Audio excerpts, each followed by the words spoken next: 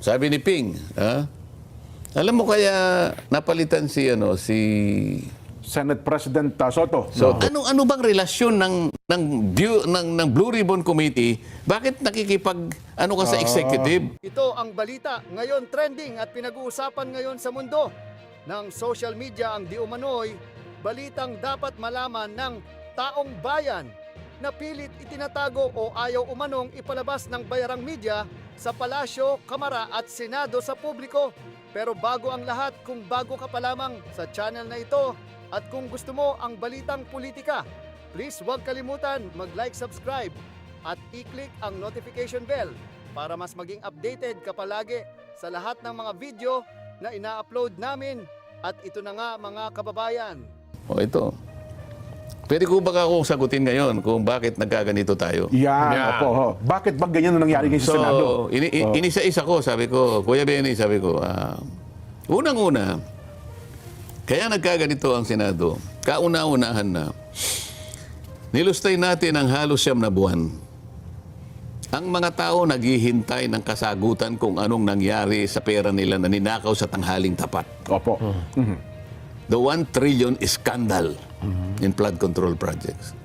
Ano ang ating maidadahilan sa tao na sa loob ng 9 na buwang singkad ni isang pagdinig ay wala kayong ginawa? Basahin ninyo ang social media. Maring ang mainstream media hindi nire-reflect ang katotohanan nito. Pero ang social media, wala nang katiwa-tiwala sa atin ang dahil doon. Dahil pinipilit ng chairman, sabi ko, na hindi siya magpapatuloy ng pagdinig hanggat hindi kami pumipirma sa partial report. Kuya Benny, ikaw ba naging undersecretary ka? Binigyan ka ng isang director mo na pinapipirma niya, yung pinagagawa mo niya. Ito po yung report ko, sir. Pakipirmahan niyo po. Partial pala po ito. Nakita mo, Kuya Benny? Anong klaseng report ito? Kalahati lang. Anong ipipirmahan ko rito? Sir, ito palang hindi, ayusin mo muna. Mahirap na ako. Baka mamaya, pinirmahan ko yan. Pagkatapos, yung palang kalahati, inconsistent pala dito sa kalahating ito, yung nakapirma na ako dyan. Anong sasabihin mo? But hindi po ba yung pagpumirma kay, di ba, parang affidavit yan eh. Bawat pahina, pipirmahan mo. Di ba ganon? Kalahati pa lang yung report, pinapipirma na sa'yo. Pero bawat pahina po, pipirmahan, hindi po. O yung huli lang. Yung huli lang ang pipirmahan mo kasi pati yung pagkakabigay sa amin hindi naman hard copy. Binigyan lang kami ng Soft copy. Hindi soft copy, link USB. lang. Link pala. Binigyan kami ng link. Kami ang magpiprint. Ngayon, ang nakakapagduda ron, wala namang instruction kung kanino galing ito at anong gagawin namin. Ang gusto nila basahin namin. Pagkatapos kung pumayag kami, ibibigay nila yung last page. Doon kami pipirma.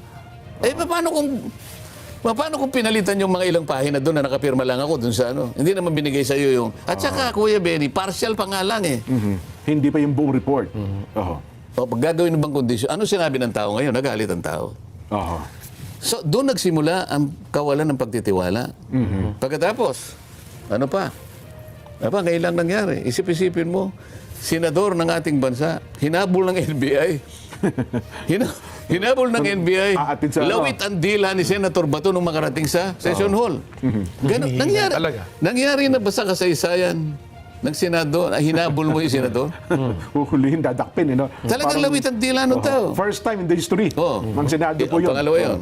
Paano hindi babagsak ang dignidad ng Senado? Pagkatapos, yung isang miyembro ng USA, ito yung Sergeant Arms namin. Opo. Pinagsusuntok nila, pinagtatadyakan ng NBI hanggang sa na-hospital yung tao. Meron ba nagsalita sa minority na mali ang ginagawa ninyo ganyan? Mali ang ginawa ninyong paghuli kay Senador, hindi dito sa premises natin. Meron ba nagsabi isa man sa kanila? Jen, Kuya? Wala. Tahimik po eh. Ito pa, inadmit ni Tito Sen. Bago dumating doon ang NBI, nakipag-coordinate sa kanya. Alas 7:22 pa yata. Nakita ko sa timestamp eh. Opo. Nandun na yung NBI, nakapwesto na ron. So maaga pala, nagmerienda pa rin doon sa kusina. Ngayon, nakipag-coordinate sila sa USAA kung paano ang gagawin nila na nakaamba sila na dakpin. Ewan ko paano nila nalaman na darating nung araw na yun si Senator Bato. Kuya Benny, naging undersecretary ka ng DNR, naging administrator ka pa ng NIA. Kung nari ikaw ang Senate President, papayag ka ba na isa sa kasama mo doon sa mismong premises ng Senado doon sa ulihin, papayag ka? Well, kung buong legal yung papel, no? Buong legal yung papel, gagawang magpapacilitate ako ng magandang pagkaka-aresto. Pero doon sa- hindi malapastangan. Hindi, pero sa Senado? Hindi, wag malapastangan yung Oh, yun, gusali yun. na Senado. Kaya, Kasi kailangan ipilit pa rin natin yung separation of function ng executive at Kaya nga, legislative. kaya nga, executive sila, di ba? Di ba may pagkakapantay-pantay ang tatlong bahagi ng ating, sa tatlong sangay ng ating pamahalaan. Yes po. Bilang ikaw ang ama ng Senado, Senate President. Opo. unang-una, yun lamang warrant of arrest na ang magsisilbi ay si Antonio Trillanes. Hindi mo ba i-verify si Trillanes ba sheriff ng ICC? Yun, siya mabigat. ba ay nagtatrabaho sa Interpol? Oho. Siguro magdududa ka na nun eh. At teka muna, wag niyong gagawin dito. Unang-una, yung warrant of arrest, hindi pala dito sa ating bansa. Wala akong kinalamanan sa jurisdiction ng ICC. Opo. Ang tanging kinikilala ko ngayon, yung ating judicial system. Oho. Kung ano man ang binabalak nyo, gawin ninyo pero sa labas Yan. ng Senado. Huwag po dito, utang na loob. Nakipag-coordinate kayo sa Senate President, kaya po ang nangyari, nasakripisyo, yun pong dignidad ng Senado. Oho. Nagtatanong po kasi kayo eh. Kung bakit nagkaganon Bakit tayo nagkaganito? Hindi po ba nyo alam ang sagot? Kayo po dapat ang unang nakakalam ng sagot eh. Pinayagan po ninyo ito eh. Oho. Kasi, Kuya Benny, kaya naman nila pinayagan, additional safety factor sa kanila. Kasi nga, kung makakarating si Bato, makakaboto siya sa araw na yun. Oho. Makakaboto ng leadership ng Senate President. Ito pa, sabi niya. Sabi nung isa doon, sabi ni Ping, alam mo kaya napalitan si Senate President Soto. Soto, Senate President Soto. Kasi hindi siya marunong mag-alaga eh. Hindi kagaya ni Aha. Senator Chis. Sino ba dapat talagaan? Yung membro ng Yung Senado? membro. Ganun ho ba? Yung akala Kami, ko- kasi ang pag-aalaga namin kasi ay, yung kung ano lang yung tama. Kasi si Senator Chis, sabi niya, mayroong 142 billion. Ba? Kuya Matindi, Benny, no? pagka ganun narinig mo, member ka ng Senado, Medyo mabigat yun. Oho. ano na, ang gigmasa sa loobin mo naman. Mabigat na paratang ho yan. So para bang kami, mamubudbud ng pera kaya si Chis. pala kami tuwan-tuwa kay SP Chis SP Escudero. Chis. Dati. Oh. sapagkat nabibiyayaan kami ng material na bagay. Isipin mo naman itong klaseng paratang na ito. Oho. Kapwa niya senador po yun, ha? Oh. Paano kami ngayon? Tanong niya kasi kanina, mahirap sagutin. Paano? Kaya kailangan ang mga tao ay kilalanin po yung katwiran dito. Bakit sila maglalagay? Ba't sila magpaparatang ng ganon sa social media, sa mainstream media? Dahil hindi raw marunong mag-alaga si Soto. Kaya Kung ang daw siya pag-uusapan, material na bagay. Masakit yun eh. Masakit yun. Tingnan mo. Ngayon, kanino nagsisimula itong bagay nito? Oho. So, baliktarin natin. Totoo bang mausay mag-alaga si Tito Sen? Maaari. Pero sa panig ko, pwede akong magsabi ngayon. At ito'y alam niya. Personal experience niyo po ito. Personal experience ko to. Okay. Ako mismo ang nakiusap sa kanya.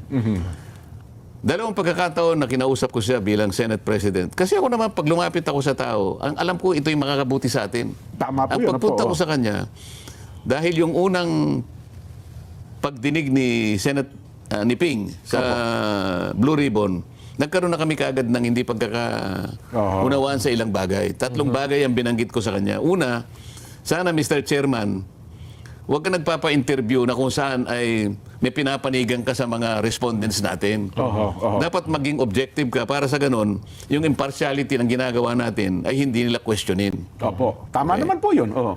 Nagalit siya, sabi niya, opinion ko to eh. This is my perspective. Sabi niya, tapos pinukpok niya kagad, hindi niya ako pinaraan. Ang isa pa, sana dapat sabihin ko sana, bakit ka pumupunta sa DOJ at saka sa ICI?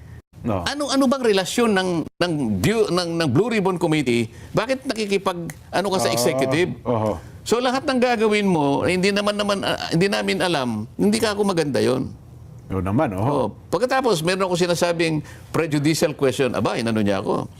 Hindi ba niya alam bilang abogado, ang ibig sabihin ng prejudicial question ay ganito. Oho. Yung technical na meaning ng prejudicial question ng inano niya, para bang pinamumukha niya sa akin, ito abogado ka pero gumagamit ka ng isang phrase na hindi mo naintindihan. Oho. Oho.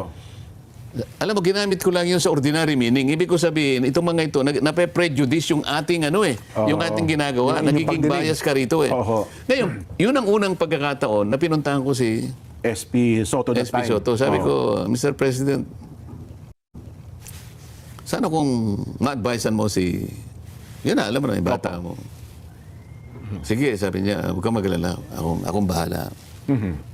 Makalipas ang ilang buwan, ayun, nag-splice siya ng video kung ano-anong pinagagawa niya para palitawin niya na meron akong sinabi na sinusurrender ko ang parte ng ating Philippine territory. Hindi lalong bumigat, ano? Opo. Pinuntahan ko uli. Okay. Mr. Senate President, parang hindi mo yata siya nasabihan, lalong lumala, sabi ko. Kaya mo kanya, anin ko na ngayon, sabi niya. Oho. Wala rin nangyari. Wala rin nangyari. Hanggang ngayon nagsasalita. Punta ng punta sa media, lahat sinasabi, para lang lait-laitin ako at may ibang kasama ko. So sa tanong ni Kuya Benny, Ba't Kuya nagkaganito? Benny, talagang napakahirap sagutin kasi kailangan lahat magkaroon ng adjustment. Wag ganito. Oho. Pero sa ganitong sitwasyon po ba, ano yung pinakamagandang maging aksyon din nung minorya? Para once and for all, makamove on at po tayo para mapakita naman sa taong bayan na yung kapakanan talaga nila ang iniisip nating lahat. Sana pumayag silang pag-usapan namin sa plenaryo, yung proposal na hindi naman kami lang ang makikinabang, lahat naman ng membro eh. Oho. Hindi pa nga namin napag-uusapan, ano bang balak nyo rito? Ano ba itong sinasabing mga katwiran na ito? Opo. At para sana maipaliwanag namin. Sinabi nila kagad eh. O kaya ba kayo nagmamadali dahil alam ang nakalagay sa dyaryo, ilan sa inyo uulihin? Nakakita ka ba naman ng ganun? Di nakapagsalita ngayon si SP Alan. So kapag kami nagsimula bang mag-imbestiga ng Blue Ribbon, Nabanggit din ang pangalan mo eh. hindi ka rin papayag, sabihin mo nagmamadali kami dahil sa nabanggit ang pangalan mo. Isipin mo, nagkakaganito na kami. Oho. Dapat hindi nga ganun eh. Pagdebatihan namin. Ituloy ko yung pag-aalaga. Yes po. Nagpadala ng subpoena dos Azteco sa Sandigan Bayan Para po ito para sa... kunin yung SALN ko. Naiwan ko kung yung sa kanila binigay. Palagay ko wala ang kinunan. Oho. So gusto kong itanong sa kanila, tayo ba lahat kinunan ng SALN? Alam po ba ninyo ang proseso kung paano magre-respond sa ganitong klaseng kahilingan ng Sandigan Bayan? Oho. May rules mo ba ang Senado doon? Alam ba? Tinanong ko yung sabi ko doon sa dating sekretary ng Senado, Dong, sabi ko, kasi Dong Mendoza. Dong, Yes, sabi boss. ko, sana mag-reply ka dito sa paraan ng ating tuntunin. May tuntunin tayo. Sabi niya, Sir, wala naman po tayong tuntunin. Hindi, teka muna, bago ka pa lang eh. Magtanong ka sa mga, sa mga staff mo. O kaya mamaya ka ako, pagkatapos ng lunch natin, pupuntahan kita. Yun ang ginawa ko. Dala-dala ko yung... So may talagang rules. Merong procedural report. Alam mo kung sino ang nakapirma sa procedural report, kung paano itatrato ang mga SALN namin at kung sino yung nag-access sa mga SALN. Alam mo kung sino nakapirma? Sino po? Si Tito Sen. Senate President nung time na yon. President siya ng Senate.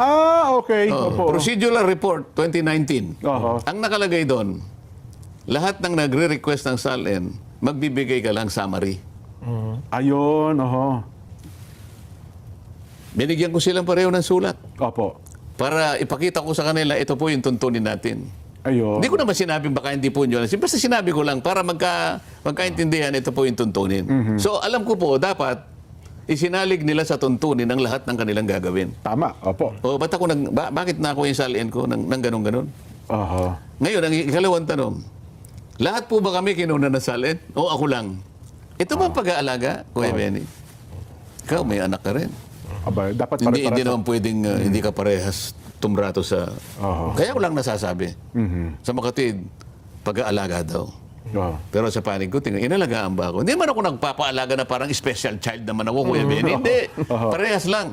Bilang ama din ako eh. Tama po kayo. Oho. Hindi ka pwedeng magkaroon ng paborito. Pare-pareho ang trato mo sa mga anak mo. Asan ang pag-aalaga? Yung kanilang insinuation, mabigat, Kuya Benny. Hindi kagaya ng pag-aalaga dahil meron siyang 142 billion pesos. Oho. na ang pinatutungkulan daw nung time na yon ay si SP Chis Escudero. Oho. O pagkatapos mag-walkout ka. Oho. Ano ba to? Bakit kayo mag-walkout? Mamaya, tuloy na natin yan sa inyo.